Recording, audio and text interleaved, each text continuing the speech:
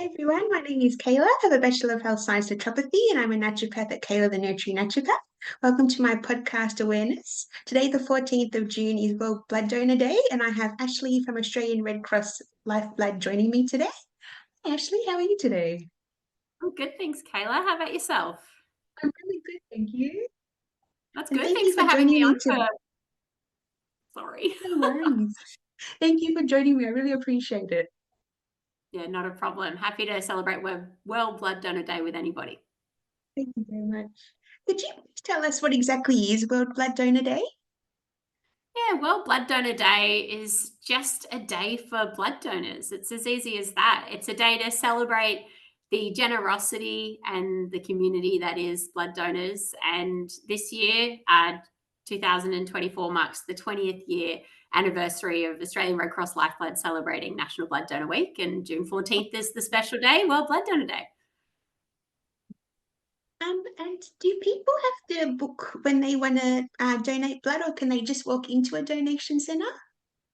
Yeah, great question. So we always recommend that people book appointments. So to book an appointment is a really simple process. You just jump online at www.lifeblood.com.au, register an account, do a quick eligibility check and book an appointment. And you can do that as early as half an hour before an appointment. It doesn't have to be something you schedule in months in advance. Or alternatively, you can just give us a buzz as well. We recommend you book an appointment because that way the staff in centre are aware that you're coming in, and you can also prepare accordingly, drink a lot of water, have something to eat beforehand, for example. Naturally, you can try your luck and walk in, but they will always prioritize people who have booked and prepared because that just ensures the safety and the smooth flow of operations in the donor center. Yeah. Awesome. And how can people find a blood donation center? Do they just Google it online? Yeah. Thank goodness for Google. You can find everything on there. Yeah, on the website, on Lifeblood's website, you can simply search your closest donor centre by plugging in your postcode. Most of our donor centres around Australia are in permanent locations. So once you know your local, you tend to go there. But occasionally we do visit rural areas or have mobile donor centres popping up around the place. So yeah, I always encourage everyone just to jump online and check where their closest one is because it could be closer than you think. Yeah, cool. And what is the process? I know you were saying that it's best to do it online and to check your eligibility. And then once that's done and people at the donation center and after that, what sort of is the process? Yeah, so the process of donating blood is not as complicated as people think. So naturally, it's grounded in safety. We want to make sure it's safe for the donor and safe for the person who's going to receive it. So there are a few checks and balances that happen. So the process inside of the donor center is the donor will arrive and check in at reception, clarifying their details and asking any general questions that they may have. They get given a medical questionnaire on a tablet, which they complete. If it's your first time donating, it's about 40 questions, yes or no. Nothing you need to study for, but once again, we just want to make sure it's safe for you to donate. So picking up questions such as recent travel or any sorts of medications you might be on. So that usually takes about 5 minutes. And then you go into an interview booth and you chat with one of our nurses in the donor center, just going through all of those answers. Depending naturally on your answers, it can determine the time that it takes, but we usually average about 5 to 10 minutes in there. And in there, they also do a few physical checks. They check your height, they check your weight, they check your blood pressure, they check your hemoglobin, they do all these fun things. So for a lot of people, a blood donation is just your regular checkup, which is an extra benefit that you get by becoming a blood donor is you get that health check. So good. And then you get donating, which is always the fun part. So that takes about 5 minutes if you're well prepared. But if you're donating plasma, it can take a little bit longer because that's a different donation type. We'll get into that, I'm sure. And then after the donation, we want you to recover and be fine to leave on your own safely, just as you came. So we always allocate about 15 to 20 minutes for someone to have something to eat and drink afterwards in our refreshment area. But depending on how hungry you are, you can be there for as long as you want. So your time in centre is about an hour in total. That's a very generous amount of time, but as you heard, it kind of adds up depending on the questions you might have and what kind of happens. So we always say estimate about an hour in centre, but if you're a regular and you've done this 100 times, well, it's obviously a lot quicker. Yeah, so true. And obviously, like you said, blood is tested before you give blood, and is that just to make sure that like you said, it's safe for the person donating and safe for the person receiving? Yeah, definitely. So in the interview booth, they do a hemoglobin check. So hemoglobin is just a very fancy word for color of blood. It's a really great indicator of iron and other sorts of nutrients. So we want to make sure that that's at a really safe level. So that's just a little prick on the finger. If that's cleared, which majority of donors, it is cleared, naturally it's a nice hurdle that people come across sometimes, but a good reminder to go check on their bloods if it isn't at a safe level. And then during the donation, and as a part of every single donation, we do blood tests, checking for your blood type, for example, which is a great little perk as well for donating. You find out your blood type, checking for any sorts of blood diseases such as malaria or hepatitis, or all these things that we obviously don't want to give to somebody else. Yeah, And then of extra course. things that you may have flagged in your interview booth. So if you flag, yep, I've had a history of low iron, or if we know that you've got a history of low iron from your previous donation, then naturally we're going to check that as well, just to make sure Yeah, everybody's safe and that everyone's doing the right thing. yeah, beautiful. Totally makes sense. And what can people give? Obviously, the blood. Is there anything else they can donate? Yeah, so you can donate blood, or whole blood as we call it in the donor center, or you can donate plasma. So plasma is the white cell component of your blood. It's 92% water. It's a fantastic donation type for people who have restricted eligibility, such as a history of low iron, or if you've recently traveled, or ongoing investigations for certain things. And sometimes you can only donate plasma whilst that sort of investigation is happening. Um, don't be fooled though, just because it's not what everyone thinks, it's not necessarily a second grade donation. For all blood types at the moment, actually, plasma is what's needed the most. So if you don't know what plasma is, spend a minute on the website and learn a little bit about it. It's liquid gold, as we like to say. You can also donate platelets. Sorry, you can also donate platelets. So platelets is more of an invitation only type of donation. So we identify donors if they're suitable to donate after the first time they donate. So naturally, when you're going in to book a donation, don't be surprised if you can't book in for platelets, because we want to make sure it's safe. And we do that through testing in that first donation to see if you're a candidate for that. And the reason for that is we don't want to take platelets from people that don't have a really high platelet count, because that can have a bit of an adverse reaction on people. And also in Australia, we only take platelet donations from male donors. And that's because us females have fun hormones floating around and we need our platelets for other things. So, yeah, so you can do those. But also with the Australian Red Cross Lifeblood, we have other sorts of donation programs such as the Milk Bank.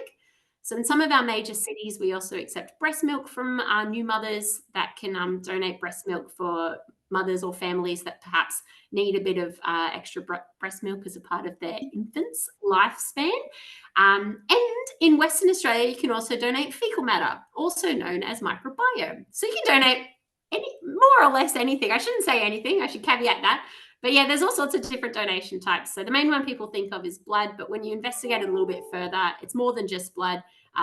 Yeah, it's whatever we need. Seriously, yeah. Yeah, really important. Amazing. And I guess my next question is, why should people or do people donate blood? That's a really tricky question, Kayla, because people are motivated by their own stories, their own journeys, by their own conveniences as well. Uh, someone can start donating because they themselves have needed it in the past, or other people could donate because their workplace is giving them leave to do it. So, really, it just depends on the motivator behind people. We do recognize that convenience is the main deterrent or motivator these days in the donor center. It's hard to prioritize blood donations when you've got a really busy work schedule and you've got kids and you've got all these other things going along. Objectively, you may want to donate blood, but finding the time is always the hard thing. But yeah, Yeah. usually it's an external motivator that prompts people from donating, rather an external motivator that prompts people to start donating. But we like to think that once they start donating and they recognize, how easy it can be, they'd like to become regular donors. Now, whether that's once a year, I've got a friend that donates every single time they get their tax return as a reminder, because they're like, I'm going to make this the best day of the year. And I'm like, go for it. Or people donate quarterly or however often that they want. Maybe they're goal setters. They want to maybe hit a donation goal, hit 100 donations in their lifetime, and that's what gets them coming back. At the end of the day, every drop counts. And so whatever brings people into the donor center, we're obviously going to enjoy and nurture. But we always say the first donation is the hardest, you know. Telling someone to donate is easy, but getting them in the donor center is the tricky part. So yeah, if you have any ideas to bring people into the donor center, I'm all ears, Kayla. Awesome. Beautiful.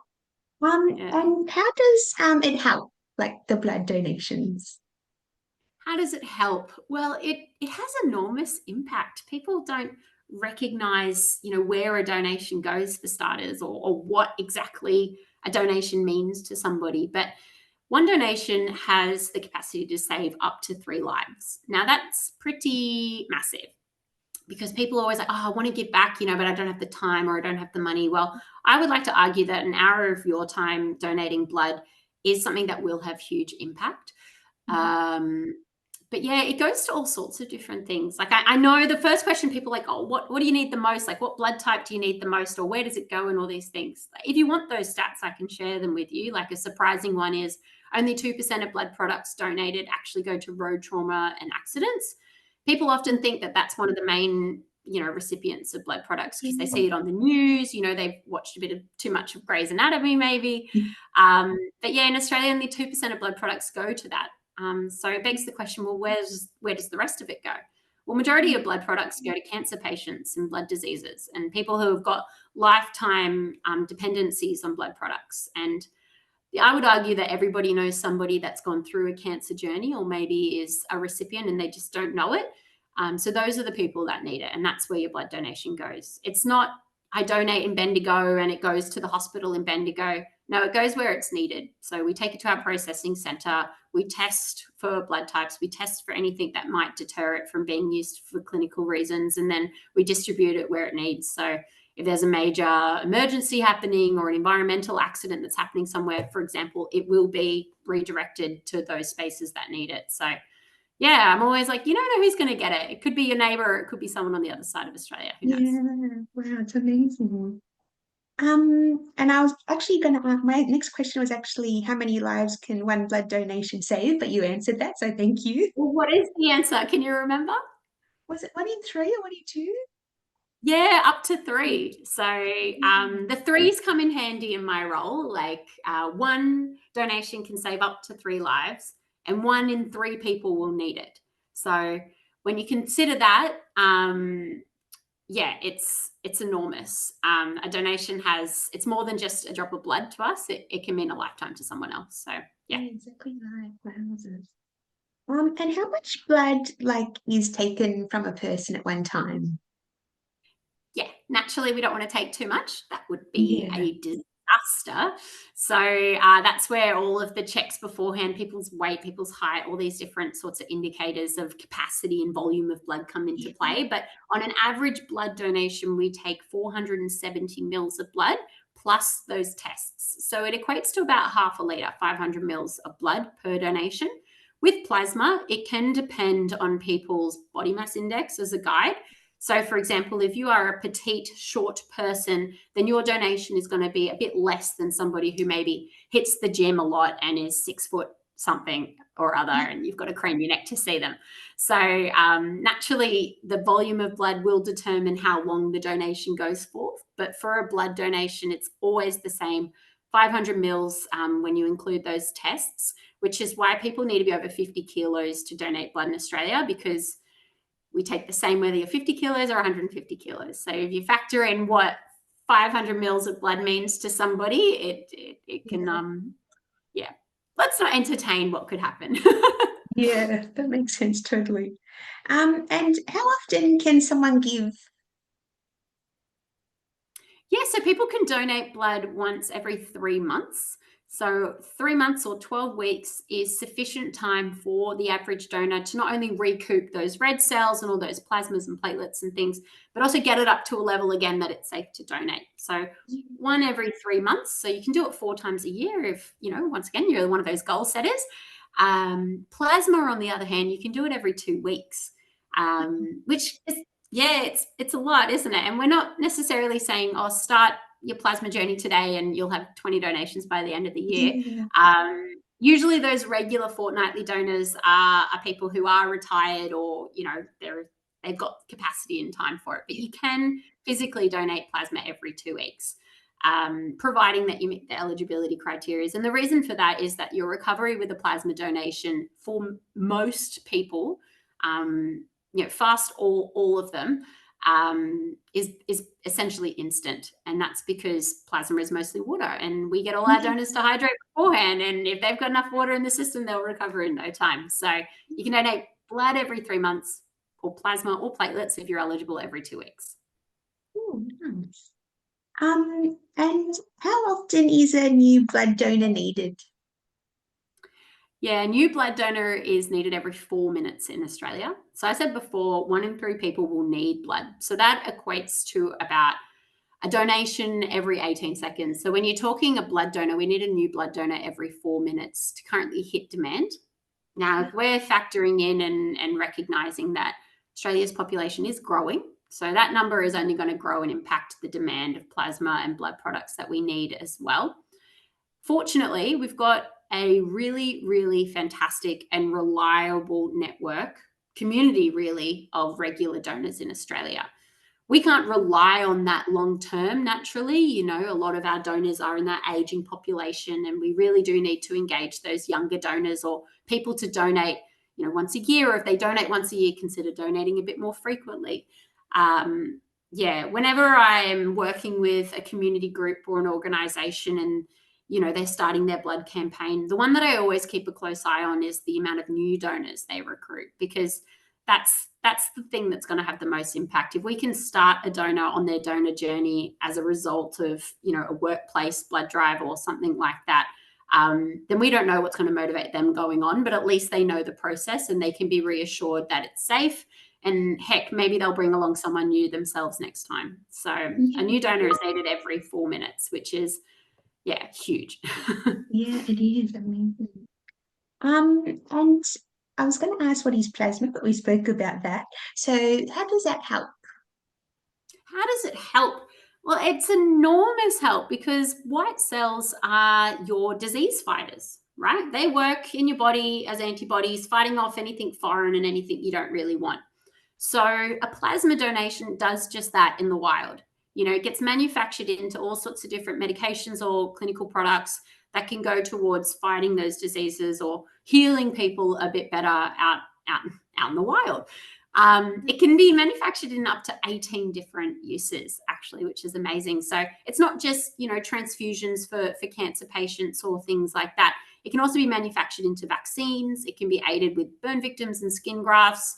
For women who are pregnant and have incompatible blood types to the sperm component of the pregnancy, that can be really, really disastrous if they've got that incompatible blood type. So plasma donations assist them through their pregnancies. So you may be listening and you may be a recipient without even knowing about it, or you may have been a natal recipient. Who knows? Yeah, that's right. Plasma can go everywhere, fast and wide. At the moment, our lifeblood ambassador is someone that might be well known to yourself or some of your listeners. He's a little old man named Michael Clem. And Michael Clem, national hero, Olympian, world record setter, an icon to the Australian sporting world, and for maybe a lot of people listening. He's a regular plasma recipient. And so he, as a part of his autoimmune disease, he requires 28 donors worth of plasma every 6 weeks to stay alive at the moment. Yeah, so if you remember, you can donate plasma every 2 weeks. So a yearly donation schedule for someone who's not missing an appointment means they can donate 26 times. That is not enough to keep Michael Clem alive every month.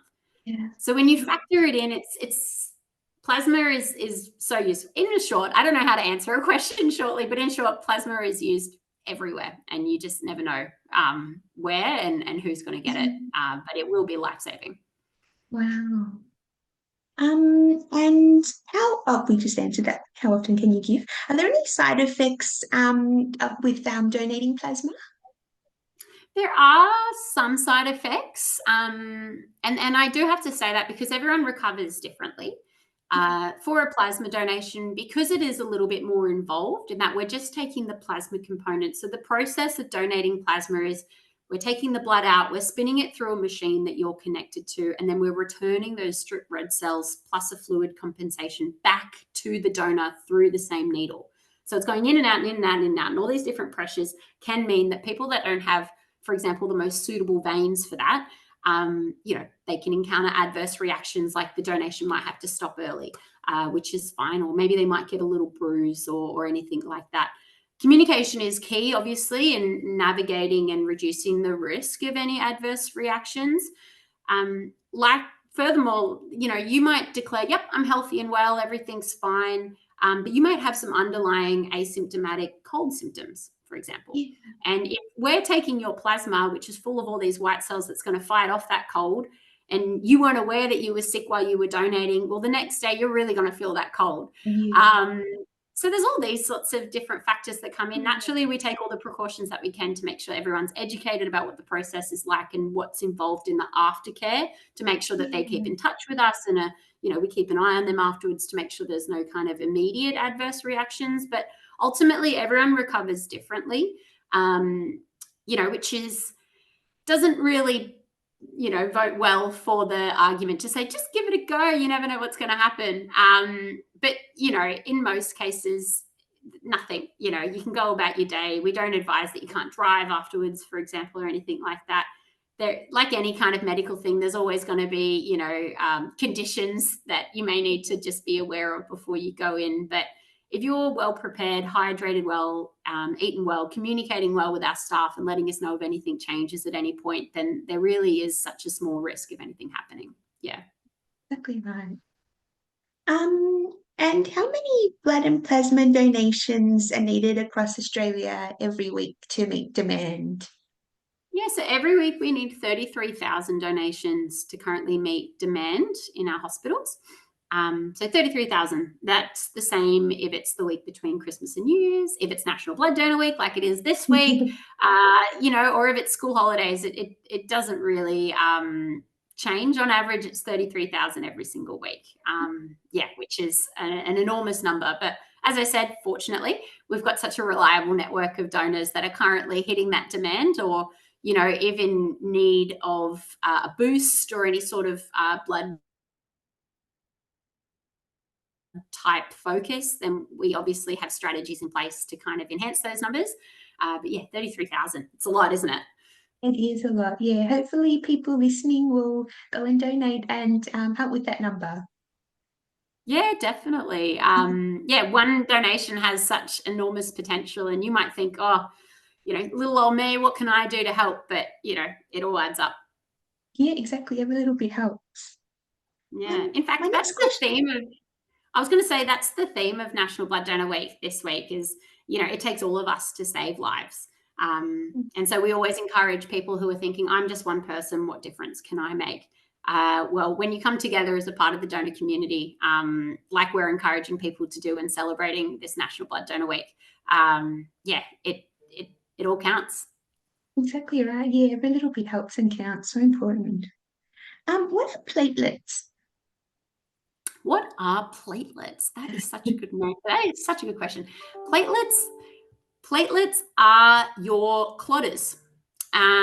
So they work around your body, they run around, and they basically plug holes where holes appear. So a great physical example of platelets, which maybe everyone will just get on board with immediately, is if you've ever grazed your arm and you got that sticky stuff before it scabs, well, that sticky stuff are your platelets. They're working to kind of, band-aid something before your plasma can get in and really heal you. So a platelet donation, as I said, that is an invite-only type of donation, because we want to make sure that people have really high platelet counts to safely kind of take that on a regular basis.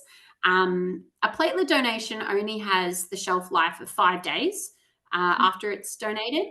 It technically has 7 days, but we need to account for time for it to get to the processing center and getting tested and then released. So we only really take platelets when we know we're going to use them. Or have a very, very small supply on standby because of that short shelf life. So your platelets are your clotters. They're really, really useful in your body. And we take it at some of our donor centers, not all of our donor centers, once again, because the supply isn't the demand isn't too high at the moment for it. But keep in mind, when you donate whole blood, you are also donating plasma and platelets. So Yeah. when you donate a blood donation, which is that 500 mils, it gets sent off to the processing center and then fractionated into its three main components, or separated. So you got your red cells, you got your plasma, and you got your platelets. So a platelet-specific donation, fortunately, we don't need too many of those. That also takes about an hour and a half to donate. So, we don't, thankfully, need that from everybody. But we can pull together, platelets that are extracted from a blood donation to equate to an amount to give to someone clinically. So, yeah, don't think, oh, I'm just a regular old blood donor. It's like, no, you're a plasma and platelet donator in disguise. Yes, all the goodies in one. Exactly, And exactly. my next question was going to be how long do they last, but you answered that, so thank you. You're welcome. And I guess they would, like you said, help people who have issues with the blood clotting and um, diseases like that. And yeah. Yeah, definitely. Also, like lengthy operations, organ transplants, things like that. Um, yeah, platelet donations, they're pretty special. And yeah, I mean, how often can I say on this podcast that you just never know who's going to need it? It's at the moment we have like a list of things that these kinds of donations can go to, but fortunately, technology and medical advancements are happening. And so, we're recording this in June. Who knows, by the time people action this blood donation, what it can be used for. But a fun thing that we do at Lifeblood is that for every blood donor, we actually text them which hospital your donation's gone to. So that can be, yeah, it can be a really powerful thing, especially when, you donate as part of work or you just did it on a whim. Well, and then in a few weeks later, we actually text you, hey, Ashleigh, your donation's been used, at the Alfred, or your donation's been used at the Royal Darwin Hospital. Like, you just never know where it's going to Yeah. go. But yeah, it's a really good feel good, and it definitely puts a bit of a spring in your step to know that it's been used and that somebody out there is thankful for it. Yeah, and I think, seeing that tech sort of makes it, real, like, oh, my blood's gone, to this hospital, and yeah, it's Yeah, really cool. definitely. I've got a good friend of mine who donated for the first time, I think it was about 2 years ago. Um, Possibly because I was pestering her so much. I was like, "You should really donate. Come on, yeah, off you go." So she went in to donate, and she got a text message. Yeah, I think it was about 2.5 weeks later, saying that her donation had gone to St. Vincent's. Now, that meant a lot to this friend of mine because her sibling actually required blood products from St. Vincent's when they were younger. And I mean, Wow. yeah, and so for them, like, that's the motivator that keeps them going back, is because they did that full circle moment where maybe at the Yeah. time of donating, it was like, "Ugh, just to shut Ashleigh up." But now it's like, oh, actually, there was blood products on standby for my sibling when they needed it. I need to make sure that there's going to be enough for somebody else. So, yeah. Yeah, wow. So that full circle moment. Wow, that's cool. Yeah, Amazing. and that happens every single day. I mean, the best part about my job is I get to hear these sorts of stories.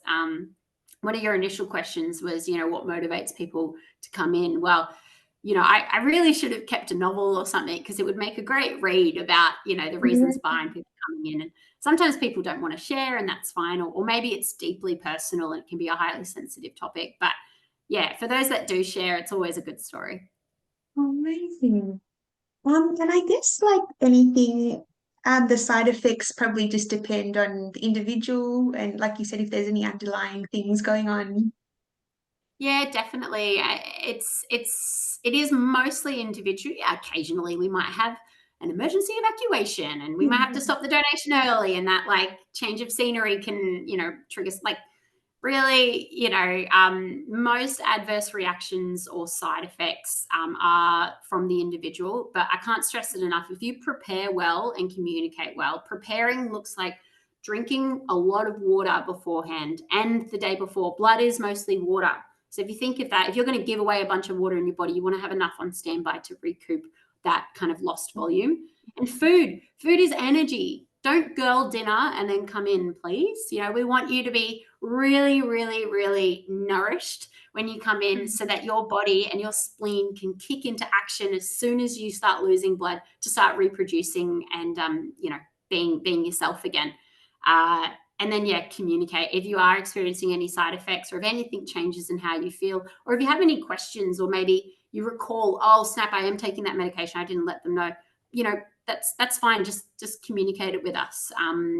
Fortunately, all of our blood donations, whilst they are anonymous, they can be tracked. So we can always kind of step in and assist if any kind of follow-up is needed. And then within regards to follow-up, we always encourage donors to download the blood donation app. It's called Donate Blood.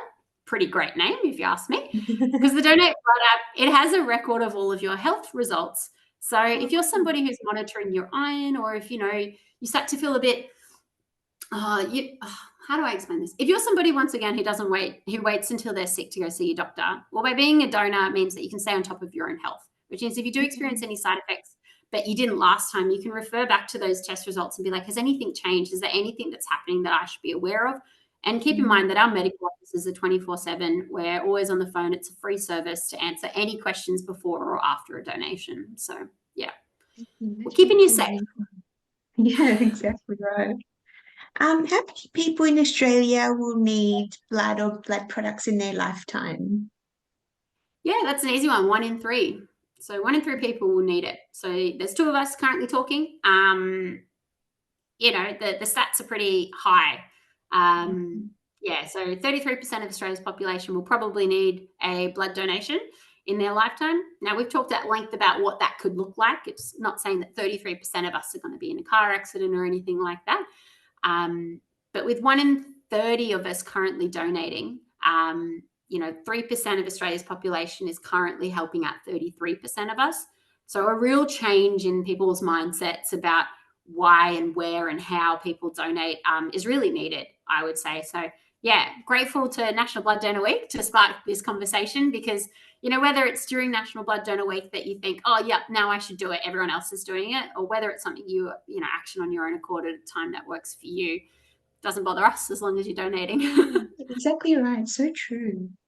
And how many people actually donating? It's the 33%, isn't it, that you just said? So actually donating is just 3%.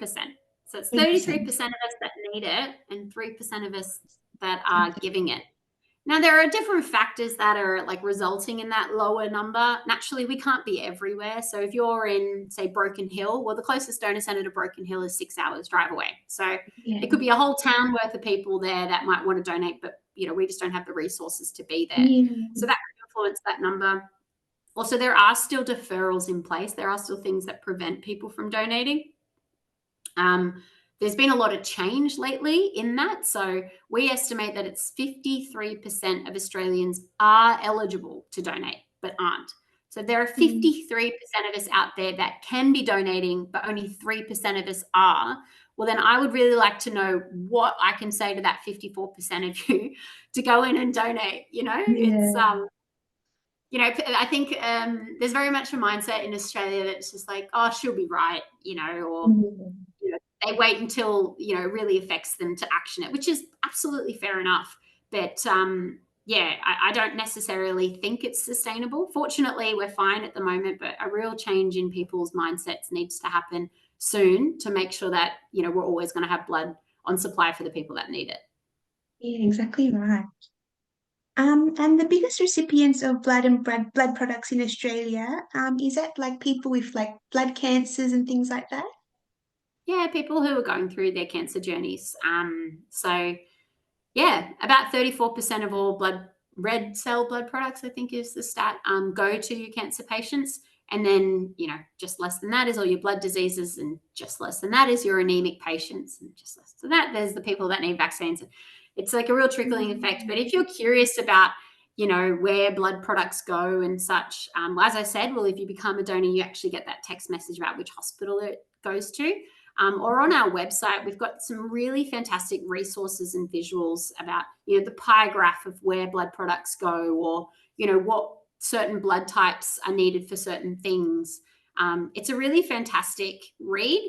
So, if you're listening to this on your train home, or, you've got a spare hour whilst you wait for your next appointment, I don't think you need an hour to learn all this, but, if you've got any spare time, or heck, while you're donating, you've got a spare hand, have a little look, read up, see where it goes.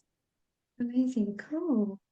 And if someone is taking a medication, that would be on that initial list, when they come in, whether or not they're able to donate. Is that right?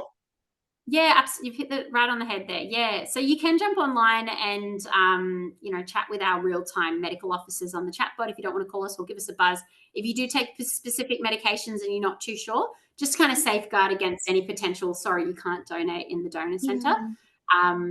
Yeah, I guess that's a part of the preparation is not only drinking and eating beforehand, but ensuring that you're going to be eligible is good. Yeah.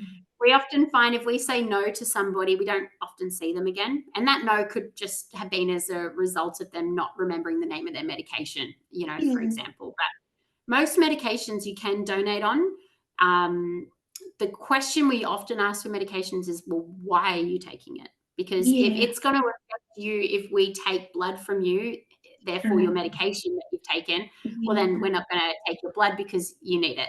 Or on the other hand, conversely, if it's fine to take it from you, but that could affect somebody on the other end, or we can't safely filter that out and ensure that it's not going to affect someone else, well, then that could be Correct. quite risky for people. So most medications are fine, but some still are a bit of a question mark. So definitely jump online and see if yours is listed as a banned one, or jump on the phone or jump on that chat box to ask one of our medical officers. But if you're just passing through, where your local donor centre is, you just have that one question and you don't mind, well then, yeah, also just ask the staff in centre. Yeah, cool.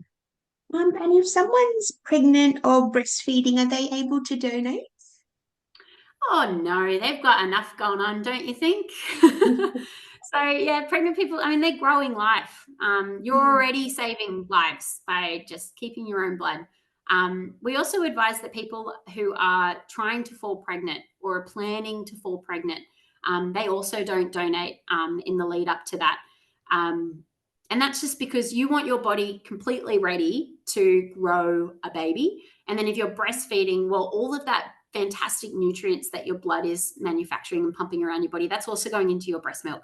So during the time that you're pregnant, you need to wait, I believe it's a minimum of 9 months postpartum before you can donate. And if you're breastfeeding, that baby needs to be significantly weaned off breast milk so that you donating and giving someone who needs it nutrients isn't going to affect you in